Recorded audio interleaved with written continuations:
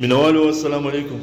اقبال محسن یما ناڅاپي ریکارډینګ کومه زړه مې ډېر ټینګ کو خو بس نور مې زړه نه شو ټینګولی ما چې دا خپل زړه دا بوج ستاسو سره سپک کړمه او په دې کې یو پیغام دی چې هغه پیغام مونږ واورو.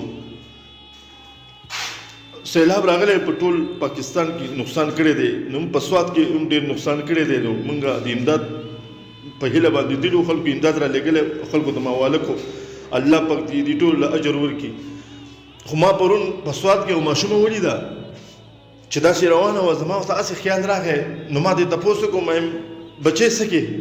وایي چاچا دې دوکان ته ځمه. نو ما ورته ما دوکان کې څه کې لکه څه ځي؟ ما ته وایي چاچا وایي تا ته پته شته؟ ما نه که نه ځکه خو تپوس کوم. وی سیلاب راغلی دی، وی زمونږ کور ډېر زیات نقصان کړی دی. ما ورته وی ښه، ما بس مونږ به درله بیا دغه وکړو که نه، لکه نوم به درله ولیکو، امداد به له درکړو. وی نه که نه چاچا. ما ولې څه؟ نو ما ته وی کور نقصان هم کړی، خو زما یې ډېر زیات نقصان کړی. ما ورته وی ولې ستا یې څه نقصان کړی؟ بس ما ته وی چاچا وی ته خبرې وی هغې سیلاب چې موږ کره راغی، زمونږ ټول کور لرګي دغه سامانونه وغیره هر څه یې وي تباه کړي دي. خو زما نقصان چې کم کړی وي زه به ورته چرته هم دا ما ته ته څه خبره کوه؟ دا ماشومې ما ته وي زما یې 2 ګوړیږي وړي 2 کیلونې زما یې وړي دي.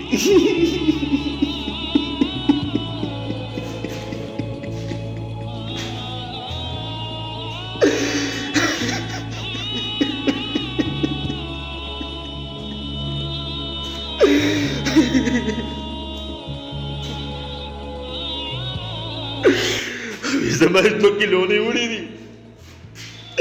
زه یې په غمه ده.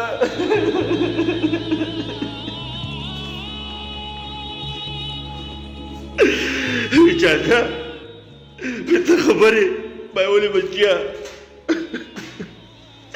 بیا کیلونو سره به هر سهار لوبې کولې، ما به پرې چیس کوو.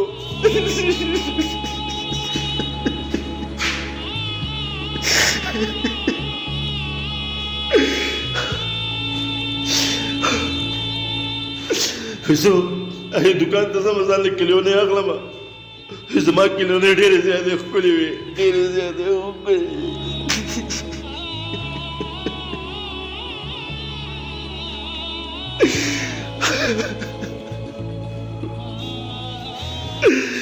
دوه درې خبرې را سره نورې وکړې، خو ستاسو سره شیر کولی نه شم.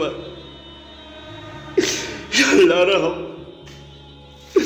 زما خوږو اورېدونکو، زما د دې ویډیو مقصد صرف او صرف دا دی، دا لایک کوئ ما، شیر کوئ هم ما، او صرف عمل پې وکئ.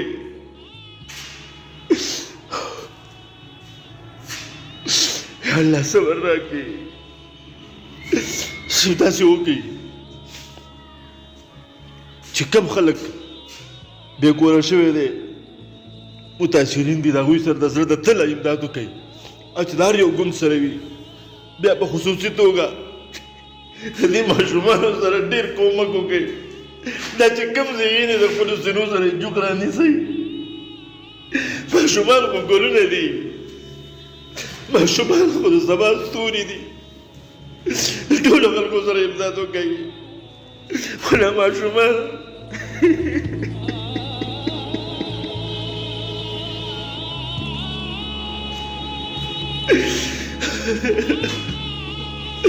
ګوړیا کې ولا واخلئ، سامانونه ولا واخلئ، پګړۍ ولا واخلئ، جامې ولا واخلئ.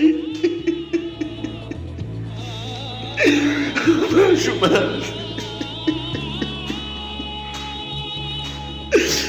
بس زما وګورونو ماله خفه نه شئ، ما بېګا خوب نه دی کړی.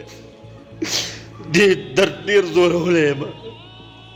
صرف دې کلیپ کې مې دغه وینا تاسو ته غرض دی چې دې ته مه ګورئ چې روپۍ د کلس دي. ټولو خلکو سره امداد وکړئ، هر څوک چې بیا په خصوصي توګه ماشومانو سره ډېر کومک وکړئ. ماشومانو سره ډېر مدد وکړئ.